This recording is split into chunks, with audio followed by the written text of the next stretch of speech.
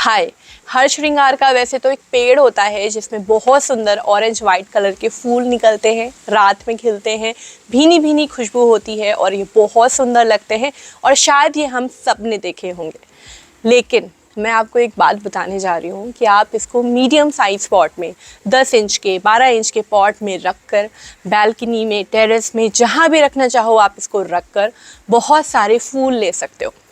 मधुमालती एक ऐसा प्लांट है जिसको बड़ा पॉट चाहिए। मीडियम साइज के पॉट में वो फ्लावरिंग नहीं करता है, लेकिन हर श्रृंगार जिसको हम पारिजात, नाइट फ्लावरिंग जैस्मिन, शिउली, शेफाली बहुत सारे नामों से जानते हैं। हो सकता है मैं इस वीडियो में बीच बीच में पारिजात भी बोलूँ।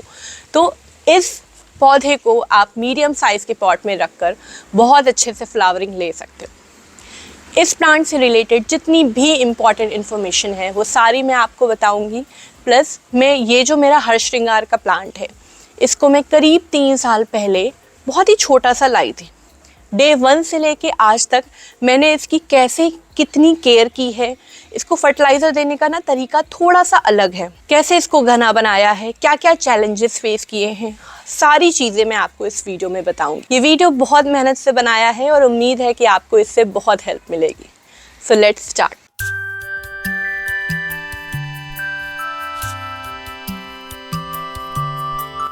इस प्लांट की केयर बताने के पहले मैं आपको ब्रीफ देना चाहती हूँ इस प्लांट के बारे में।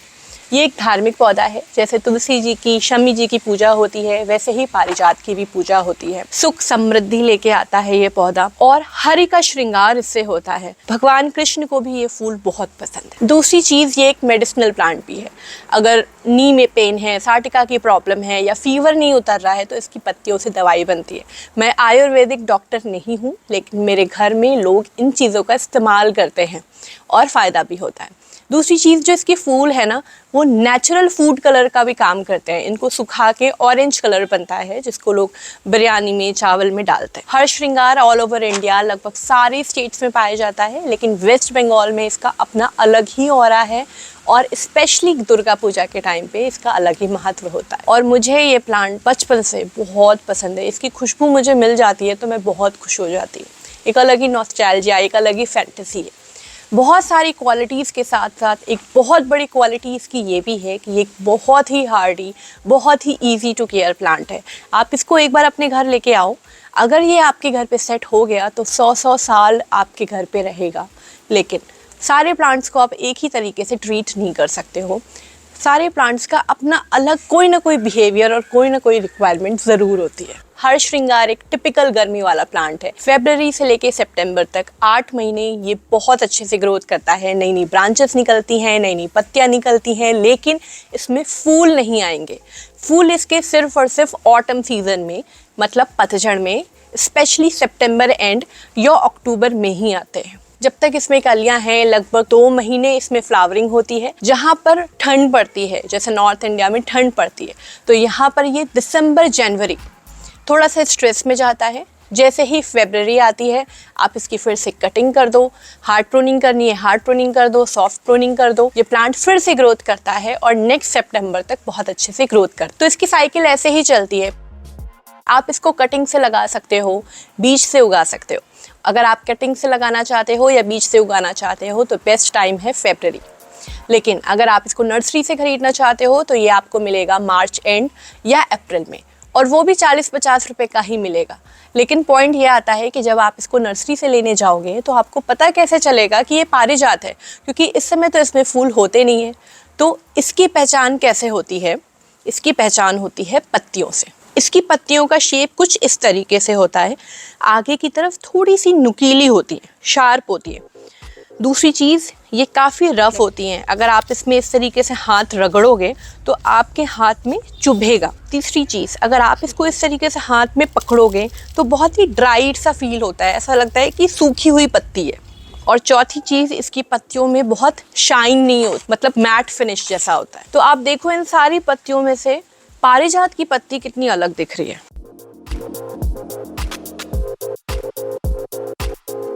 ये प्लांट जो आप देख रहे हो, मैं इसको नर्सरी से लेकर आई हूँ।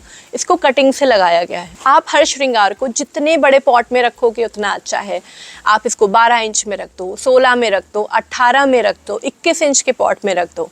लेकिन मेरे पास ना तो इतना बड़ा पॉट है, 10 इंच का पॉट है, और ना मेरी बालकनी में इतनी स्पेस है कि मैं इसको बहुत बड़े पॉट में रखूं। आपसे एक रिक्वेस्ट है, जब आप इस प्लांट को नया नया लाओगे ना, तो आप इसको मिट्टी के गमले में ही रिपोर्ट करना। एक बार ये सेट हो गया, सारी सीजन्स देख लिया, एक बार फ्लावरिंग कर ली, उसके बाद आप किसी में भी लगाओ, आप सीमेंट में लगाओ, आप सेरामिक में लगाओ, आप प्लास्टिक में लगाओ, लेकिन शुरुआत आप मिट्टी के गमले से ही करना। इसके लिए मिट्टी बहुत अच्छी होनी चाहिए, भुरभुरी होनी चाहिए, सॉफ्ट होनी चाहिए। मिट्टी अगर चिकनी है या पत्थर हो रही है तो ये प्लांट सर्वाइव नहीं कर पाता है, इसको बहुत दिक्कत होती है। इसकी मिट्टी बनाने के लिए मैंने क्या किया है, यहाँ पर चिकनी मिट्टी है, जो ब्राउन मिट्टी होती है वो अवेलेबल है। आपके यहाँ जो भी मिट्टी है आप उसको ले लो। जितनी मिट्टी है मैंने उसका आधा सैंड लिया है। अगर आपके यहाँ सैंडी सॉइल है तो आप सैंड की क्वांटिटी कम कर सकते हो, और जितनी सैंड है उसका आधा मैंने कंपोस्ट लिया है।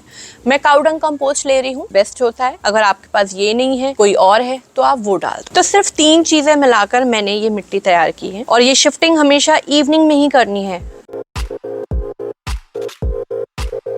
रिपोर्टिंग के बाद आप इसको अच्छे से पानी दोगे जब तक ये नीचे से निकलना शुरू ना हो जाए। शिफ्टिंग करने के नेक्स्ट 2 दिन तक आपको इसको सीधे धूप में नहीं रखना है। अगर प्लांट स्ट्रेस में है और आप धूप में रख देते हो तो प्लांट खराब हो जाता है। देखो, अब मैं आपको एक बहुत इंपॉर्टेंट बात बताने जा रही हूँ। बहुत से लोग मुझसे बोलते हैं कि उनके घर में हर श्रृंगार पनपता नहीं है, सेट नहीं होता है, लगता नहीं है। ऐसा कुछ नहीं है। मैंने जो ऑब्जर्व किया है कि अगर आपके घर में हर श्रृंगार सेट नहीं हो रहा है तो उसके पीछे मेन 3 रीजंस होते हैं। पहला, आपने जो मिट्टी ली है वो सही नहीं है।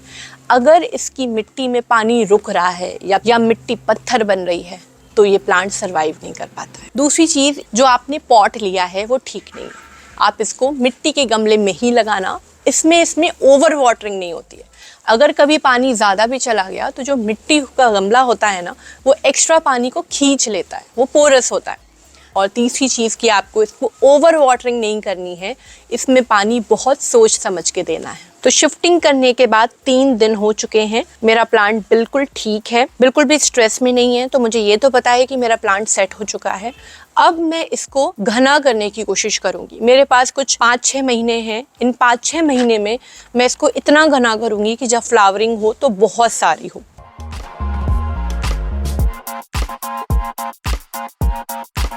आप इस प्लांट को ऐसी जगह पे रखना जहां आपके घर पे सबसे ज़्यादा धूप आती हो, लेकिन कम से कम 4 घंटे की धूप ज़रूरी है। दूसरी चीज़, हमें इस प्लांट की प्रूनिंग करनी है, मतलब कटिंग करनी है। इसमें अभी 3 ब्रांचेस हैं, तीनों की टिप मैं कट कर रही हूँ, और टिप कट कर रही हूँ नोड के जस्ट ऊपर से। एक यहाँ पे कट लगाया, एक यहाँ पे लगाया, और एक यहाँ पे लगाया। मैं जहाँ जहाँ कट लगा रही हूँ ना, वहीं से इसमें नई नई ब्रांचेस निकलेंगी। करीब 25 दिन बाद इसमें मैंने जहाँ जहाँ कट किया था ना, वहीं से नई नई ग्रोथ निकलना स्टार्ट हुई है। और ये कितना चेंज लग रहा है, कितना घना लग रहा है। और इसमें आप एक चीज़ और देखो, इसमें घने के साथ साथ इसकी पत्तियां भी कितनी बड़ी हो गई हैं। और उसके पीछे 2 मेन कारण हैं। पहला है कि पानी सही से दिया गया है, और दूसरा है कि इसको खाद कैसे दी गई है। कुछ ऐसे प्लांट्स होते हैं जिनको मिट्टी में हमेशा थोड़ी सी नमी पसंद है, जैसे गुलाब हो गया, एरिका पाम हो गया। इनकी मिट्टी हल्की सी मॉइस्ट रहनी चाहिए। लेकिन कुछ ऐसे प्लांट्स हैं जिनकी मिट्टी हमेशा गीली नहीं रहनी चाहिए, जैसे बोगनवेलिया हो गया, हर श्रृंगार। इसे भी मिट्टी हमेशा गीली नहीं चाहिए। आप इसको एक बार पानी दो और इंस्टॉलमेंट में दो, एक एक करके धीरे धीरे पानी दो। तब तक पानी दो जब तक बिल्कुल नीचे तक पानी ना पहुंच जाए। और उसके बाद थोड़ा सा गैप आप देखो, जब आपको लगे कि ऊपर से मिट्टी सूख गई है, आप गुड़ाई करो। जब आपको लगे कि अंदर भी थोड़ी सी सूख गई है, आप उसके बाद ही पानी देना। ये प्लांट अंडर वाटरिंग से खराब नहीं होता है, ये प्लांट ओवर वाटरिंग से ज़्यादा खराब होता है। मेरे मोस्टली जितने भी आउटडोर प्लांट्स हैं, उनको मैं हर महीने कोई ना कोई हैवी फर्टिलाइज़र देती हूँ, जैसे कि मस्टर्ड केक हो गया, काउडंग कंपोस्ट का लिक्विड फर्टिलाइज़र हो गया, या नीम केक फर्टिलाइज़र हो गया। मैं हर महीने ये देती हूँ, साथ में इनको बीच बीच में कोई ना कोई टॉनिक भी देती रहती हूँ। जैसे कभी बनाना पील दे दिया, कभी अनियन पील दे दिया, कभी ह्यूमिक एसिड दे दी, कभी सीवीड दे दिया।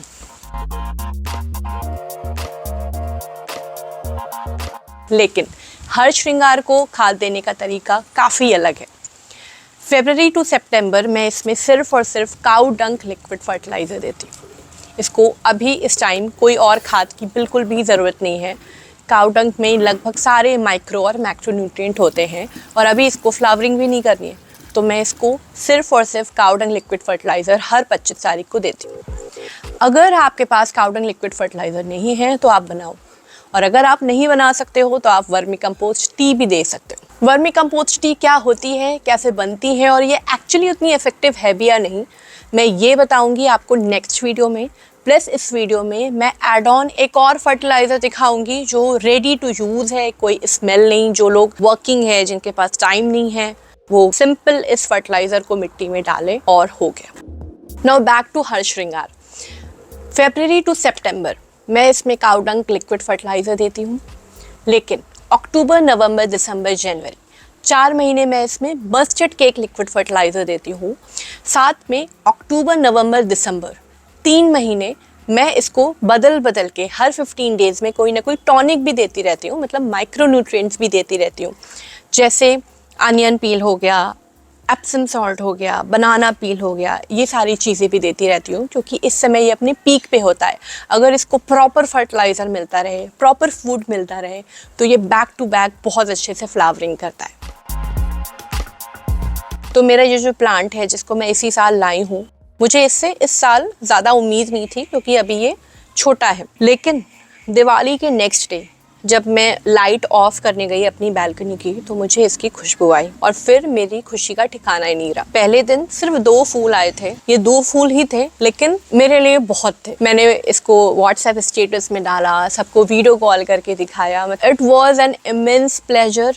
ये पहले साल ही इसने फ्लावरिंग करनी स्टार्ट कर दी थी 10 इंच के पॉट में, और फिर नेक्स्ट डे से तो इसने बहुत सारे फूल दिए। इसमें ना गुच्छों में कलियां बनती हैं और गुच्छों में फ्लावरिंग होती है। इसके फूल ना रात में खिलते हैं और सवेरे अपने आप गिर जाते हैं। इसकी यही तो खूबसूरती है। कुछ लोग क्या करते हैं, जिनको पूजा में ये फूल इस्तेमाल करने हैं, वो इसके पेड़ के आसपास ना कपड़ा रखते हैं या बांध देते हैं, जिससे फूल ज़मीन पे ना गिर के इस कपड़े पे गिरे। कुछ फूल आपको मॉर्निंग में भी इस पौधे में मिलेंगे। एक्चुअली होता क्या है, जो फूल आधी रात में खिलना स्टार्ट हुआ है वो अपना टाइम लेके तभी गिरेगा। तो इसने करीब 1.5 महीने बहुत अच्छे से फ्लावरिंग की, फिर ठंड आई और ये प्लांट स्ट्रेस में गया। काफ़ी कवर करने की कोशिश की मैंने, लेकिन ये स्ट्रेस में गया। फिर मैंने इसकी हार्ड प्रूनिंग की और फरवरी से इसने फिर से ग्रोथ करनी स्टार्ट कर दी। तो पहले साल तो ये हुआ। दूसरे साल क्या हुआ, मई तक तो ये बहुत अच्छे से रहा, बहुत अच्छे से इसने ग्रोथ की। लेकिन जब मई की गर्मी पड़ी ना, तो इसके ऊपर क्लोरोसिस हो गया। इसकी पत्तियां हरी की जगह सफ़ेद होने लग गई। एक्चुअली क्या होता है कि स्ट्रेस की वजह से लीव्स में क्लोरोफिल नहीं बन पाता है और पत्तियां हरी की जगह सफ़ेद हो जाती हैं। तो मैंने 1 टीस्पून एप्सम सॉल्ट को 5 लीटर की बॉटल में घोला और इसके ऊपर स्प्रे किया। 15-15 दिन के गैप में 2 बार किया। पहले 1 बार किया, 15 दिन के बाद दोबारा किया। और इस प्लांट को मैंने ऐसी जगह पे रखा जहाँ पर इसको मॉर्निंग की 1 घंटे की धूप मिलती हो। इसको मैक्सिमम धूप वाली जगह से हटा दिया। कुछ दिनों में ये प्लांट रिकवर होने लग गया। इसकी जो वाइट पत्तियाँ थी मैंने हटा भी दी और अपने आप जो नई पत्तियाँ आ रही थी वो ठीक आ रही थी। कुछ दिनों के बाद बारिश आई और ये प्लांट अच्छा हो गया, बिल्कुल सही हो गया। अगर आपके भी किसी प्लांट में क्लोरोसिस होता है तो आप ये एप्सम सॉल्ट डाल के ट्रीटमेंट कर सकते हो। नाउ तो दूसरे साल भी ये प्लांट बहुत अच्छे से फ्लावरिंग की इसने, बहुत अच्छा रहा और इसी पॉट में रहा।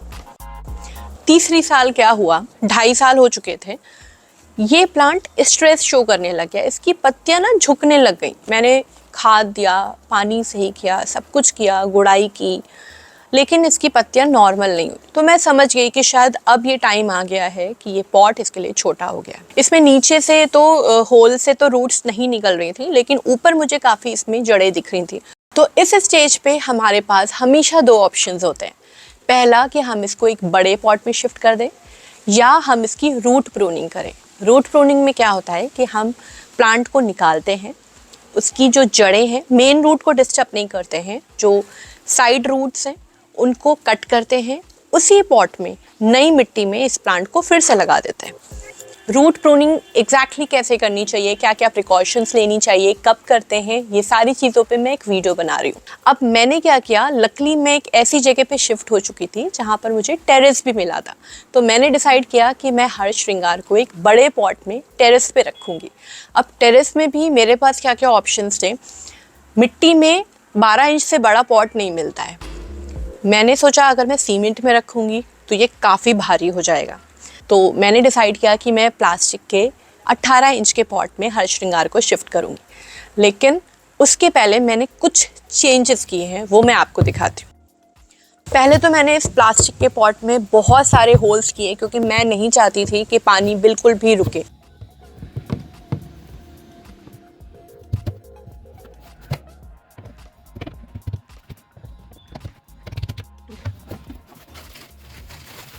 और इस बार जो मैंने मिट्टी बनाई है ना, उसमें जो 3 चीज़ें मिलानी थी, दैट इज़ मिट्टी, सैंड और कंपोस्ट। इसके अलावा मैंने 2 चीज़ें और मिलाई।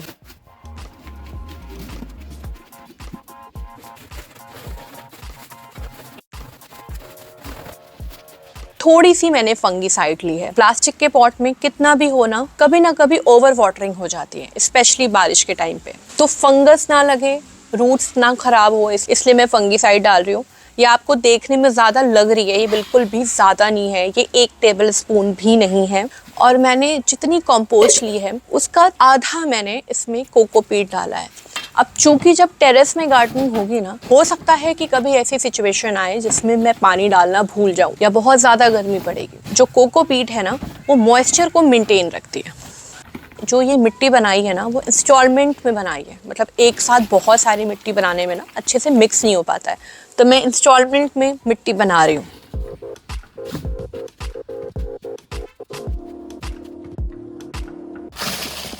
इन सारी चीज़ों को मिला के मिट्टी तो तैयार हो गई थी, और अब सबसे क्रूशियल काम था इस प्लांट को इस पॉट से निकालना।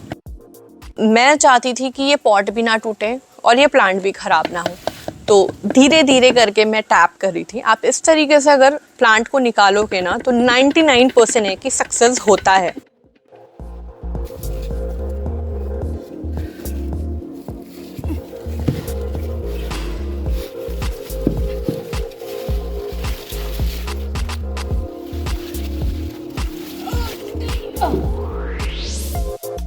इसमें तो वाइट रूट्स दिख रही हैं। तो आपने देखा कि 2.5 साल तक ये इसी पॉट में रहा, और मेरे ख्याल से अब बिल्कुल सही टाइम है। 2 महीने में ये फ्लावरिंग करने वाला है। अगर ये स्ट्रेस में ऐसे ही रहता तो शायद ये फ्लावरिंग नहीं करता, और होपफुली ये स्ट्रेस में नहीं जाएगा और खूब सारी फ्लावरिंग करेगा।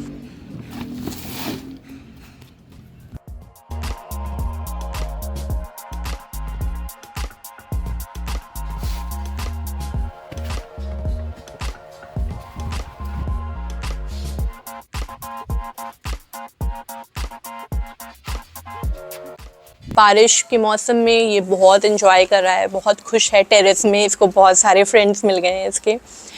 20 से 25 दिन में मैं इसकी प्रूनिंग करती रहती हूँ, टिप काटती रहती हूँ। मुझे ये प्लांट घना चाहिए, और मुझे पता है कि ये जो प्लांट है ना, इस पॉट में करीब 4-5 साल आराम से रहेगा।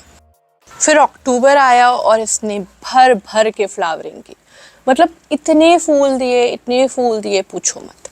इस मौसम में ना जब इसमें फ्लावरिंग होती है तो मैं टाइम निकाल के 15-20 मिनट शाम को इसके पास ज़रूर बैठती हूँ। बहुत रिलैक्स फील होता है, बहुत अच्छा लगता है।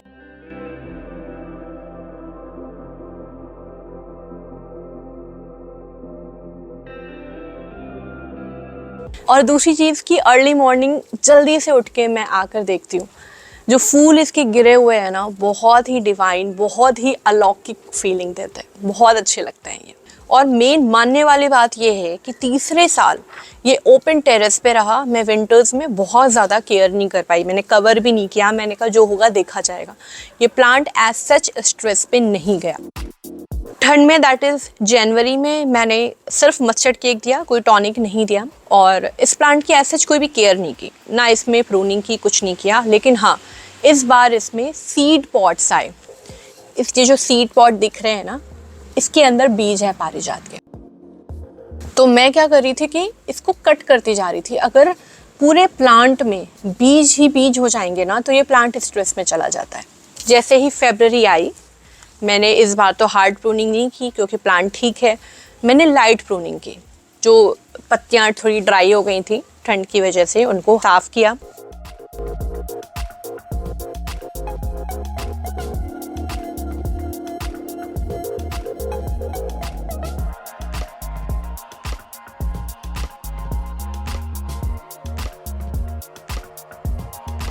बाकी के प्लांट से मैंने सारे सीड पॉट, सारे फ्लावर्स जितने भी थे सब हटा दिए हैं। एक ब्रांच में मैंने सीड पॉट्स छोड़े हैं, इसके मैं बीज लेके बीज लगाऊंगी। अच्छे से गुड़ाई करके आप इसमें कोई भी कंपोस्ट डाल दो। मैंने वर्मी कंपोस्ट दी और अच्छे से पानी दिया। अब ये प्लांट फरवरी से लेके सितंबर तक लेगा काऊ डंग लिक्विड फर्टिलाइज़र और उसके बाद ये खूब सारे फ्लावरिंग करे। आप भी इस प्लांट को उगाना, ये बहुत अच्छा लगता है। ये वीडियो काफ़ी बड़ा हो चुका है, तो जो बाकी की चीज़ें हैं, जैसे कुछ लोग बता रहे थे कि उनके हर श्रृंगार में बारिश में कीड़े लग जाते हैं, जबकि जो मेरा हर श्रृंगार है ना वो गुड़हल से घिरा हुआ है, तो इसमें फिर भी कीड़े नहीं लगे। तो मैं क्या ट्रीटमेंट करती हूँ, दूसरी चीज़ की इसको कटिंग से कैसे उगाते हैं, तीसरी चीज़ की इसकी जो बीज हैं वो कैसे लेते हैं और उससे कैसे नया पौधा बनाते हैं, ये सारी चीज़ें मैं आपको इसके नेक्स्ट पार्ट में बताऊंगी। इस वीडियो में इतना ही। ऐसे ही सपोर्ट करते रहिएगा। So make your own garden, be safe and stay connected. Bye bye.